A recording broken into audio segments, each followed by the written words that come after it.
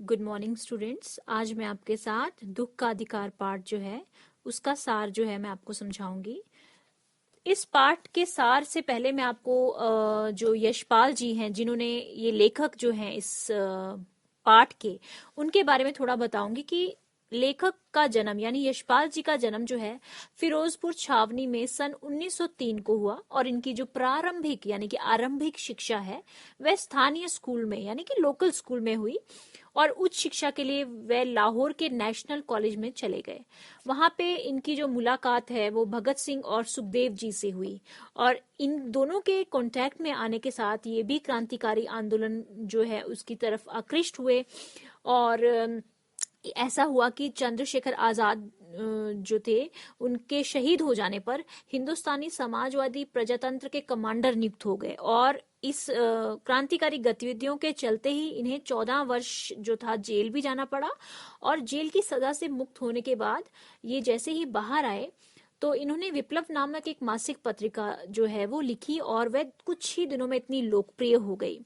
देखो, यशपाल जी जो थे ये स्वयं मध्य वर्गीय जीवन के कलाकार हैं, अर्थात ये जो है मध्य वर्गीय जीवन में जितनी भी त्रुटियां है ना, विसंगतियां जो हैं, कमजोरियां जो हैं, रूढ़ियां जो हैं, उनके ऊपर इन्होंने बढ़ चढ़ के अपना योगदान दिया। यानी इनके ऊपर इन्होंने रूढ़ियों के माध्यम, इन रूढ़ियों का बड़ा बढ़ चढ़ के व्यंग्यात्मक तरीके से जो है इनका कटाक्ष किया और ये जो अमानवीय व्यवहार को चित्रित कर जो करता है, जो निम्न लोग गरीब लोगों के साथ जो व्यवहार है ना, अमीर लोगों का, उच्च वर्गीय लोगों का, उसके बारे में दर्शाता है। इसी के साथ जो समाज में रूढ़ियां हैं, अंधविश्वास है, उनके ऊपर भी कटाक्ष किया है।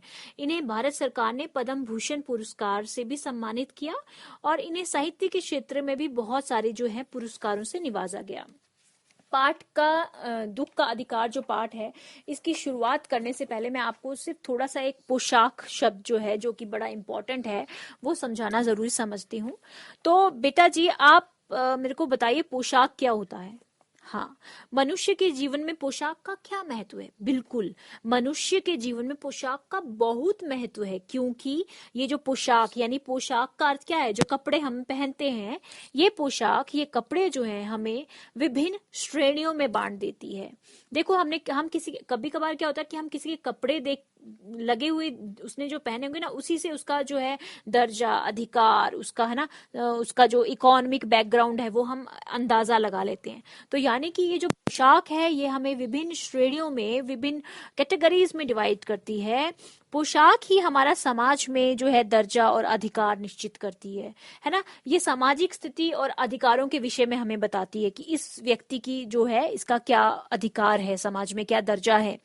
पोशाक जो है मनुष्य के लिए, कभी कभी जो अच्छी पोशाक जो होगी, जिसकी बहुत है ना, वो बंद दरवाजे भी उसके लिए खुल जाते हैं और कभी कभी क्या होता है कि यही पोशाक नीचे झुककर निचली श्रेणियों की अनुभूति को समझने में भी बाधक बन जाती है। अर्थात इस पोशाक की वजह से ना हम कभी कभार क्या होता है कि जो निचली निम्न वर्गीय लोग, गरीब लोग होते हैं, उनका कोई दुख होता है ना, उसको हम साझा नहीं कर पाते, क्योंकि हमें शर्म आएगी ना कि हम कैसे जाएंगे एक ऐसे, हम पोशाक धारण इस बैकग्राउंड से हैं, हम कैसे जाएंगे, है ना। तो यही सब चीजें जो है इस पाठ में बताई गई हैं। तो क्या होता क्या है कि कहानी की शुरुआत जो है दुख का अधिकार, इस पाठ का नाम है दुख का अधिकार, यानी दुख मनाने का अधिकार। तो लेखक ने जो इस शीर्षक के माध्यम से बताया कि जो दुख मनाने का अधिकार है ना, वो केवल और केवल गरीब लोग, अमीर लोगों के पास है। गरीब लोगों के पास दुख मनाने का कोई अधिकार नहीं है, कोई सहूलियत नहीं है। क्योंकि जो अब यहाँ पे क्या होता है कि एक लेडी जो है वो रोड साइड पे बैठी है और वहां पे खरबूजे बेच रही है, रो रही है फफड़ फफड़ के, यानी बड़ी बुरी तरह से रो रही है, टोकरी सामने पड़ी हुई है। और ये सब देख के जो लेखक हैं वो खुद चाहते हैं कि वो जाके दुख के बारे में पता करके आए, पर होता क्या है कि उनकी जो पोशाक है उन्हें ऐसा करने से रोकती है। तो फिर वो जो आस पड़ोस की दुकानें हैं उनसे पूछने पे पता चलता है कि इस बुढ़िया का 23 वर्षीय जवान बेटा जो था एक दिन पहले ही सांप के काटने से मर गया है। क्या है कि वो जो बच्चा था वो शहर के पास 1.5 बीघा जमीन पर कचियारी करके, अर्थात खेती करके परिवार का निर्वाह करता था। क्या हुआ कि मुंह अंधेरे पके, यानी सुबह सुबह जब रात होती है, रात मतलब 4 से 5 बजे का जो समय होता है जबकि अंधेरा होता है, उस समय खरबूजे चुनने के लिए गया और सांप के ऊपर उसका पैर आ गया और सांप ने उसे डस लिया। सांप के डसने के साथ ही उस के पूरे शरीर में जहर फैल गया, परंतु उसकी जो बूढ़ी माँ है उसने उसे बचाने के लिए अनेक हर हर संभव प्रयास किया। उसने अपने बेटे को, बेहोश बेटे को लेके गई सांप का जहर उतारने के लिए, ओझा को बुलाया। ओझा ने झाड़ फूक किया, तुरंत सांप का जहर ना उतर पाया और देवता की पूजा की। जितना आटा अनाज था वो दान दक्षिणा में ओझा को दे दिया, परंतु बच्चा जो था वो बच ना पाया।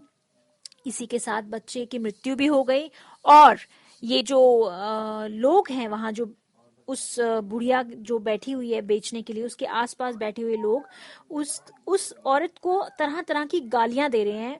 गालियां ये दे रहे हैं कि उनके, वो कहते हैं कि इस ऐसे लोगों के लिए, यानी जो गरीब लोग हैं, ये बेटी बेटा खसम लुगाई धर्म ईमान, इन के लिए सब कुछ रोटी का टुकड़ा है, परंतु वह ये नहीं समझ पा रहे कि वह क्यों इस जगह पे आई है। अब लोगों ने उसे उधार देना बंद कर दिया, ये सोच के कि जवान बेटे की मृत्यु हो गई है, कोई उसका सामान नहीं खरीद रहा है। और उसकी मजबूरी ये है उस औरत की कि घर में बहू जो है बुखार से तड़प रही है, उसके 2 बच्चे भूख से मर रहे हैं, है ना। ये सब किसी को नहीं पता, बस उल्टा उसको गालियां दिए जा रहे हैं। सूतक दोष, है ना, हिंदू मान्यता के अनुसार क्या होता है, जिस घर में मृत्यु हो जाती है तो उस घर का ना कुछ लिया जाता है, ना बेचा खरीदा, मतलब कि आदान प्रदान जो है कुछ दिनों के लिए जो है वो रोक दिया जाता है, नहीं किया जाता।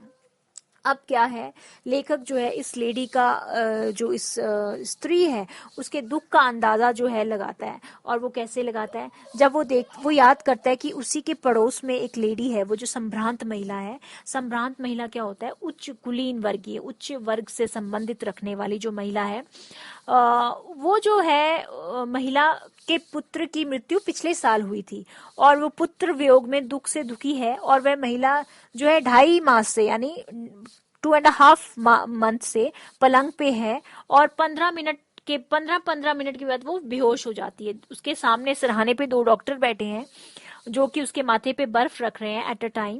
और क्या कहते, लोग जो हैं उससे सहानुभूति रखते हैं, उससे पूछने आते हैं, उसके दुख में शामिल होने आते हैं। परंतु इसके विपरीत ये महिला जो कि एक निम्न वर्गीय परिवार से है, गरीब परिवार से है, इसको लोग जो हैं गालियां देते हैं। बजाय इसके कि इसकी मदद करें, वो उसे गालियां देते हैं, उसे ये बताते हैं कि इन लोगों को कोई शर्म नहीं है, धर्म को, ये हमारे धर्म को बदनाम करते हैं, इस तरह से।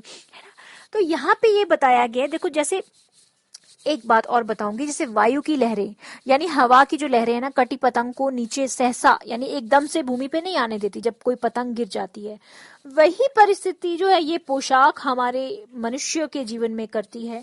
यही पोशाक जो है अड़चन बढ़ती है कि हम जो नीचे गरीब निम्न वर्गीय लोग हैं उनके लिए हम कुछ कर सकें। देखो बेटा, यहाँ पे गरीब बुढ़िया और सम्राट महिला द्वारा पुत्र शोक मनाने के ढंग को देखकर सोचते हुए दुख प्रकट करने के लिए भी मनुष्य के पास सुविधा होनी चाहिए। देखो लेखक को लगता है कि सुविधा होनी चाहिए, किस प्रकार, धन संपदा, इतना साधन होना चाहिए कि दुख के दिनों में भी किसी से कुछ मांगना ना पड़े, घर परिवार की कोई जिम्मेदारी नहीं होनी चाहिए, तभी व्यक्ति अपना दुख दर्द जो है व्यक्त कर सकता है। परंतु ये सब चीजें जो है उस महिला के पास नहीं है जो कि गरीब है, और ये गरीबी, ये मजबूरी ही उसे खरबूजे बेचने के लिए लेके आती है।